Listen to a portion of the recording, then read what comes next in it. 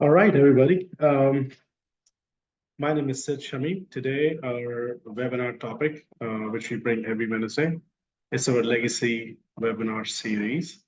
Um, and today's topic is why operations are key to successful multifamily success. So, before that, let me share my screen and we will start right away.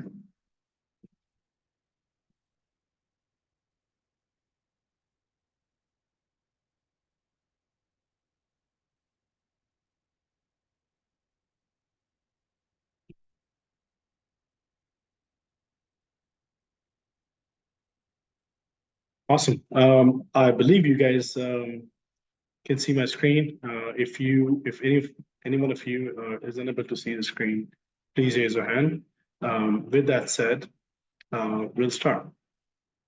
So those of you guys who don't know me, my name is Sid Shami. I am the founder and CEO for Headway Investments, Headway Properties. We just rebranded our property management name, and now it's called Kismet Property Management. Um, um, About 11 years ago, I started this journey. We have been buying some single family houses. And right of that, uh, in 2014, we started looking into multifamily. And that's when we start. Today, I'm just going to go over my experience so far and what are the things that made us relatively successful than our partners or our competition in how we are um, operating in our multifamily projects of our partners. Um, the picture in front of you is in a suit. Don't let it fool you. I'm actually by heart all into operations. If I'm not spending time in my business, then I'm working, spending time with my family and kids. And my third activity, which is really is to spend time with my team members. That being said, um, let's start and let's dive a little bit more into why these um, operation excellence is a key for any business to be successful, especially in multifamily. So if you want these slides, go ahead and text us on this number. It's 281-559-7061. That's on your screen. Once you text on this number, somebody will um, email you the copy of these slides. Just a disclaimer, we have to run this before before each of our webinar. We are not attorneys, we are not financial advisors, we're not CPAs, and any advice or discussion in this presentation is purely for educational purposes. Be sure to use your own professionals to make any financial decisions. Let's talk about a little bit about my team at Headway. On the very left, this is me, Sid Sherman.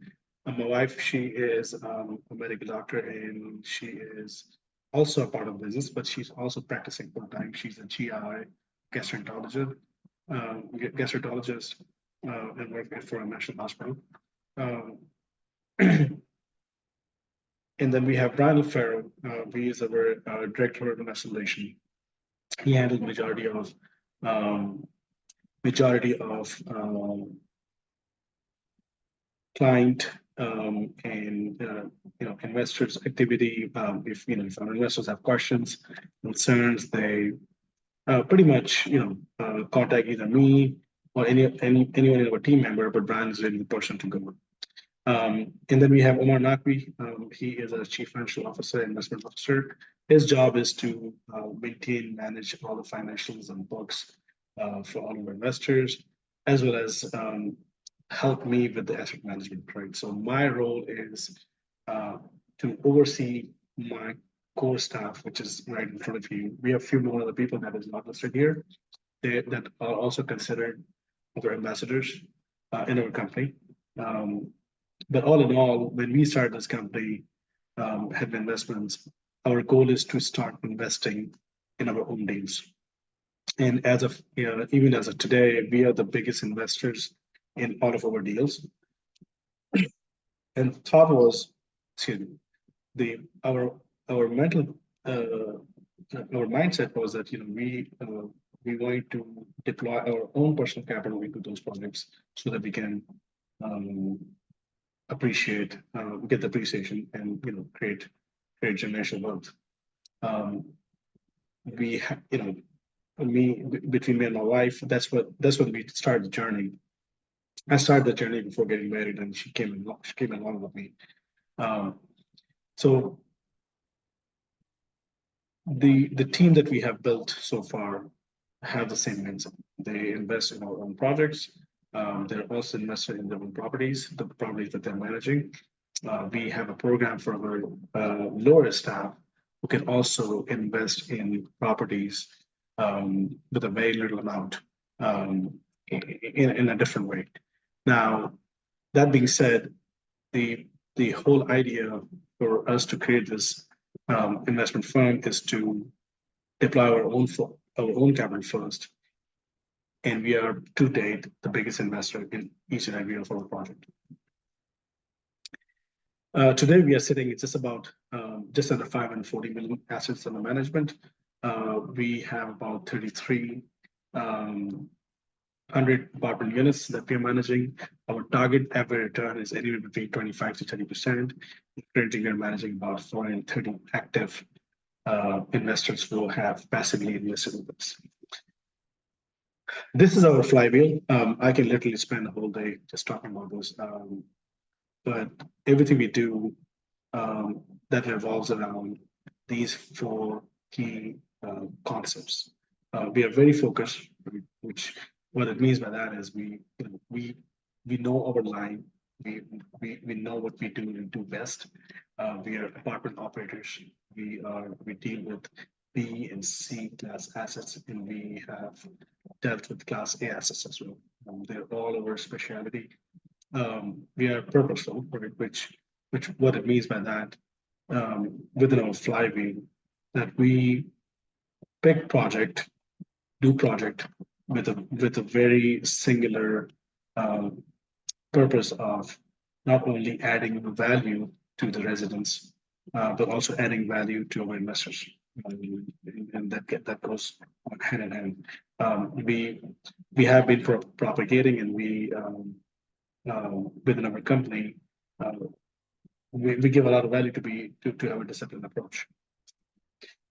That's easier said than done, but we have been extremely um, conscious about how we do things, and if the things are not being consistent and not being disciplined, we don't do it. So that's our flywheel. We have within our team, we have been using almost all kinds of um, team management techniques, softwares, timelines, KPIs, L10 meetings, and the whole 9 year. So that's how we produce results. That's, in my opinion, is the purpose is the secret sauce behind our success so far. So let's get back to our topic. Great operations is the key to success in multifamily. Frankly speaking, any business relies on operations. Operation is the key to any business. If we are not operating our apartment complexes or any business in the right manner, that means we're not optimizing the income or reducing the expenses. We don't have a business. Let's see. So, what we're going to talk about is, why is it important? It's easier said than done. That's something I can tell you from my experience. Operating properties, it looks very easy on paper that that we buy something for X value, and we do some improvements, we do some changes, we add some capital, we renovate few apartments or few apartment units, or we renovate the whole complex, and then we try to sell it at Y, and then we make this value. But the fact of the matter is that the devil devil lies in details, right? So the more you go into operations nitty-gritty, the more you realize that these costs and pricings all depends on how effectively you manage, right? So I just built this small graph on your video, right? It shows you how these ABC type category of service can really impact your pricing, right, over time. In other words, if you have the right operations, um, you will get the results, much superior results, than if you when you're not when you're not operating it right. It all boils down to the right team. It's all about people. If we have a slogan in our company where we basically stay very cautious and very verbal about our one singular core value, which is all about people. The the right operations not only depends on the right team, but that right team also brings you the right kind of clientele. Right? People who pay on time, people who don't go delinquent, people who do not have the eviction history or a crime history, people who um, uh, going to take care of your problem. I mean, that matters because a lot of times, I mean, like I said, it's easier said than done. Every property management company, every investment firm will tell you that they are aggressive operations.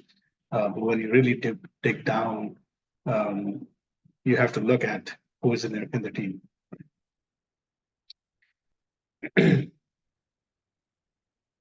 In multifamily, right?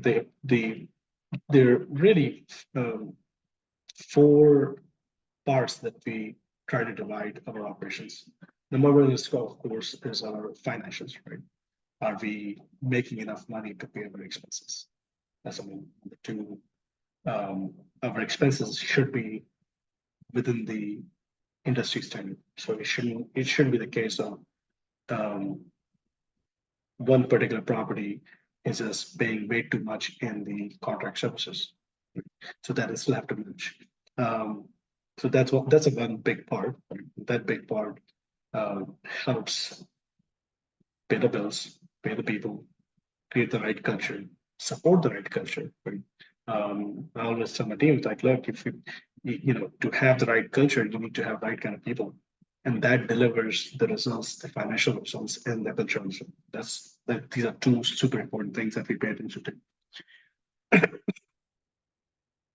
Um, one might ask, why is it a topic of interest? Why are we talking about a very obvious topic that operations is key to success for any business? Well, again, like I said, it's easier said than done. It's very hard to be disciplined um, and to be consistent in your operation skill set. Um, Within our realm of operation management, we also focus on tenant retention. Um, you have the right team, right customer service. The clientele that we deal with, they don't move out as fast. They want to live, and they want to make memories um, where they're living. Right? So it's a very important aspect, right? There's a saying that you lose money in apartments when somebody moves out, right? Uh, Not when somebody moves in. It sounds counterintuitive, but math behind it will tell you that when somebody moves out, you have to go spend four, five, $10,000 in the unit term, depending on how bad it is. If it's a light term, you might get away with less than $3,000 or $5,000. But even in this market, when the expenses are inflated, you have to spend quite a bit of money. Not only that, then you have that unit will stay vacant for some time. So you have to go back and do the marketing. You have to go back and do, and then you run into a risk of squatters, right? So we have seen we have seen it all. We have seen properties where homeless and um, um, uh, squatters are just breaking into the unit because it was just vacant. So not only you have to spend money to renovate the unit, you spend money to market it, to do the right kind of marketing to get to get the unit lease, and you also have to take the vacancy loss for that time. And then after all of that, if somebody moves in, then you probably have to give them some kind of moving concession, some kind of moving special, or incentivize them to move in faster. So these four um, economic losses that we call it goes back into point number one, which is your financial stability. And then number three and number four are kind of go hand in hand. So having an effective system helps this whole system, this whole coordinate. So the way we look at our operations, we the two sides or the two angles to look at it. One is your people, product, price, your promotion, your customer service. Those are the five things that on-site team is supposed to pay attention. And every Thursday and every Tuesday, when we meet with the managers in the leasing office, this is the five things that we're talking about. On the other side, from an asset management side, we look at where we stand from a dollar value side for a particular asset, right? So what is the financial stability of the asset? Do we have the right tenant? Do we have the right system that we're moving the team in the right direction? And are we compliant with all the legalities? A lot of times we have seen day in, day out, pretty much more examples than I can think of that, these management companies, or investment firms, they then knowingly or unknowingly break law all the time. And that gets very costly. That can get very costly. So we have gone through a cycle like that where we hired a vendor and we paid the vendor, and the vendor never delivered the services. We ended up suing the vendor and losing some money, but we recovered it at the very end. So we lost some time, things of the nature. That goes back to the fourth quadrant, which is the effective system. It just so happened that one team member, one of our team members made a mistake by not following the system, is by not getting the proper contract signed by this vendor. Luckily, that vendor was not an expensive vendor, it was just a small bill. But if that particular team member would have followed the process and believed in the system and did follow the system, we would have never had that problem. But again, these four quadrants are the core of operation skill set at Headway, right? The way we do things. And if you look at it in the center of it, it may not be as clear, but it's these four quadrants injects into the faster capital. When we are self-managing these projects, the most important thing is really three things, right? So on this chart, you could understand a lot more on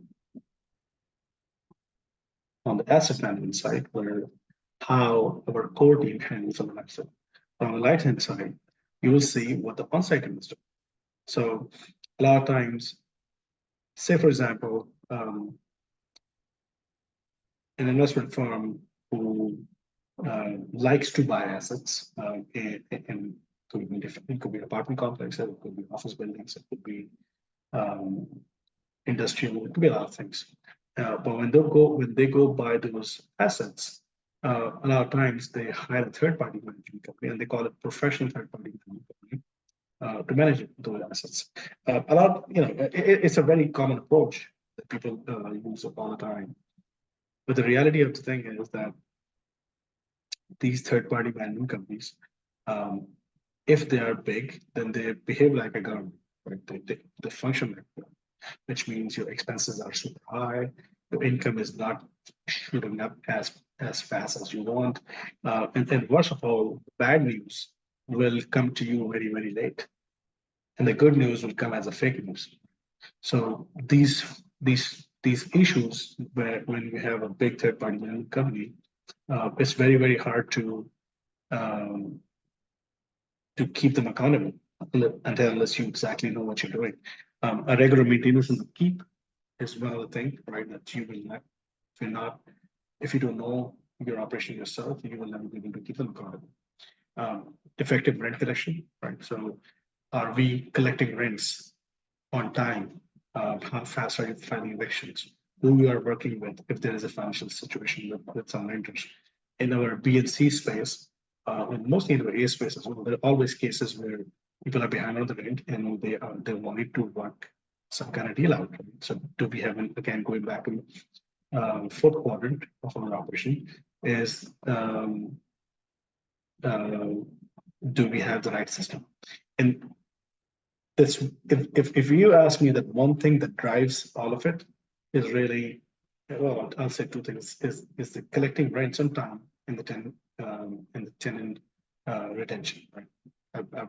I've gave that example in past where you make money when somebody renews, you lose money when somebody moves out. You never make money when somebody moving in.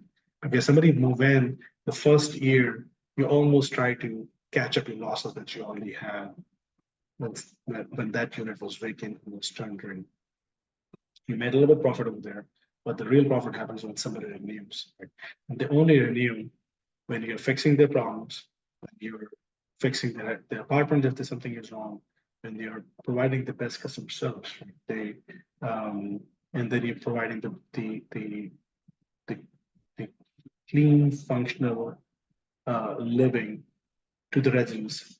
Because guess what? These residents are just, think about um, us back in our high school when we were graduating from high school and we had a small party.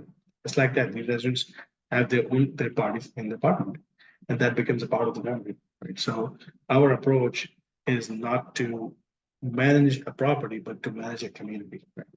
And to make a community impactful.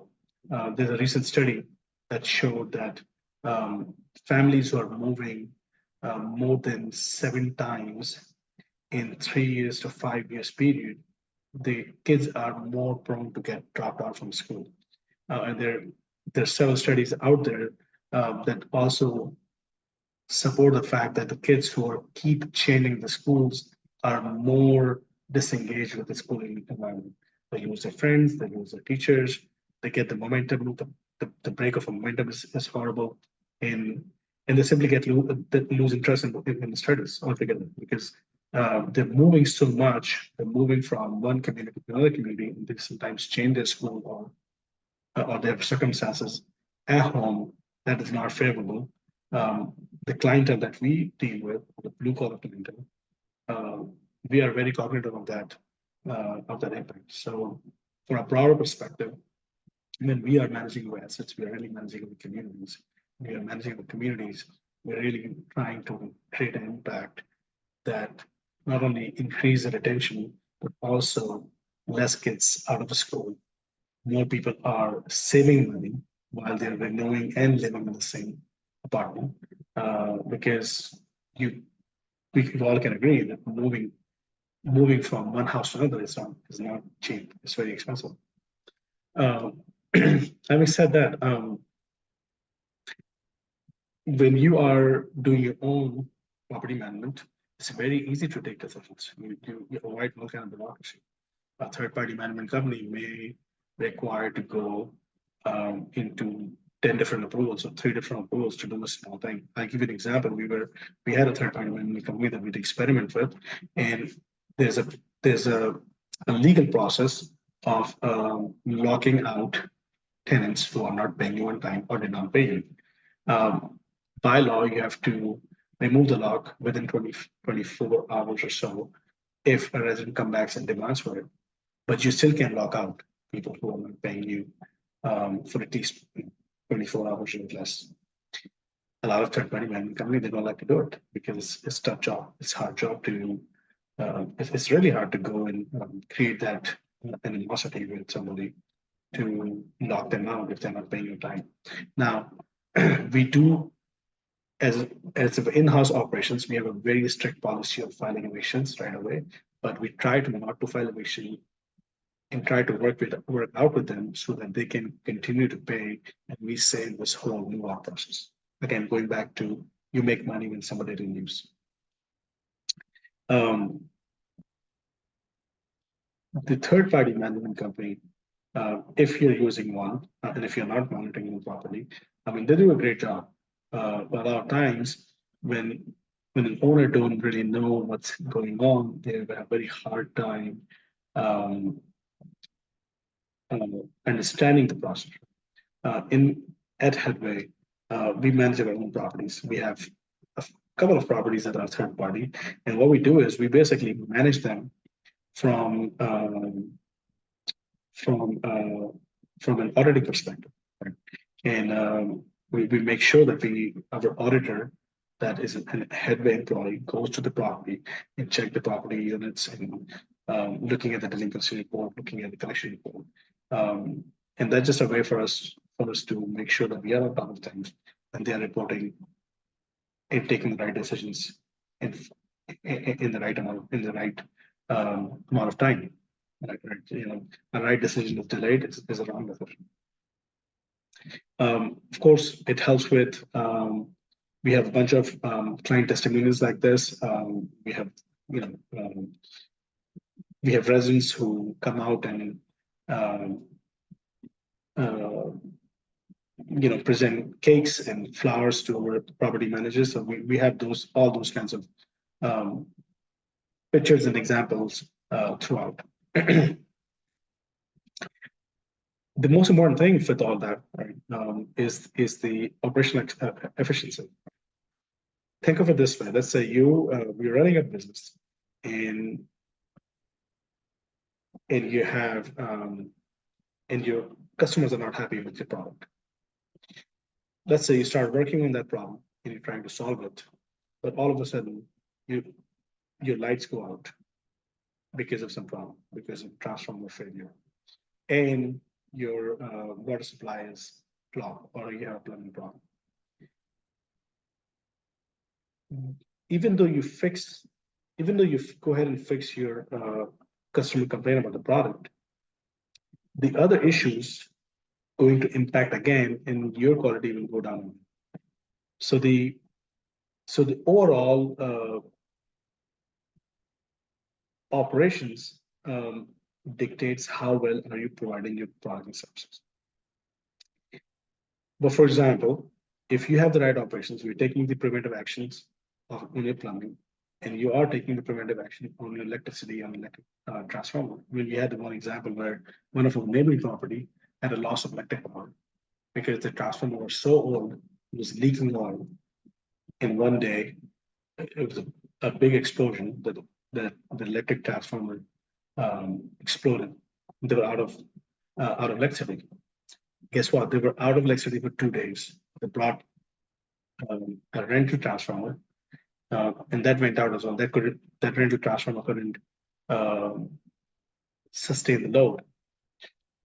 A bunch of these people broke their lease and came to our property, and our property occupancy shot up to 100%. We are back to that 96 now, but the point I'm trying to make is that when you are managing your property efficiently, or when you're inspecting your mechanicals, your property condition, your inside unit condition, your plumbing, your electrical, and your boilers, when you are monitoring those items on a regular basis and making sure that the proper certificates, proper inspection, and the vendor is checking them, those bigger issues should never impact your product or services. You more than likely you will have a bad service or a bad product going out of the door because you have some operation challenges. So just one other thing to keep in mind, right? There, I mean, like I said, my collar white shirt don't let you fool you. I'm somebody who has been keeping my hands into property management for a very long time. I work with my managers, with my leasing agent, I work with my construction crew. That one thing forgot to tell you about is that we not only own a management an investment fund where we have a fiduciary duty to invest to manage investors' capital, but we also manage a property management. We, we own the company for a property management. We own the construction crew who does all the hard work and the outside work. And then we also have our own IT team where we manage all of our softwares. We manage all of our data. So we use a professional third party um, uh, property management software, which is a cloud-based software, and that basically tells us quite a bit, pretty much of everything that we can help making decisions. If you are interested to know more, um, uh, let us know. There, we have had some great fellow owners, and we basically share um, operation secrets. We share who's a good vendor out there, who's a bad vendor out there. We share, what's going on with city regulations and state regulation and how it can impact us. The biggest power of the growth of this community that we have, the community of owners, is that it helps each other, help us to go navigate times like COVID or times or even times like these where you have interest rate spiked up and your insurance spiked up and now everybody's really working hard to increase their income. So in summary, right operations with a disciplined approach and consistent effort dictates majority of your uh, performance on the market. So um, so if you are somebody who is in this ride where you're managing an operation or you're managing your business, I would love to chat with you and share some ideas. Having said that, I think this is pretty much it. I just want to recap uh, what kind of investment opportunities do we have right now. We have, we own apartment complexes, and this is about 98% of the business. We have an income fund other than the apartment complexes, and that income fund helps you earn 8% return. And then we invest in car options as well. But like I said, 95% of the business, 95 to 98% of business is apartment complex. We do have an income fund that whenever we are not buying apartments, we only invest in income fund that actually finances other small projects, and that produces about 8% return. The beauty of the income fund is that you do not have to lock your money for long term. You can actually, the money is locked for 3 months and you can liquidate at any time. In a broader perspective, in this market right now, with interest rates extremely high, we are seeing day in, day out that the lenders, these properties are not able to perform. And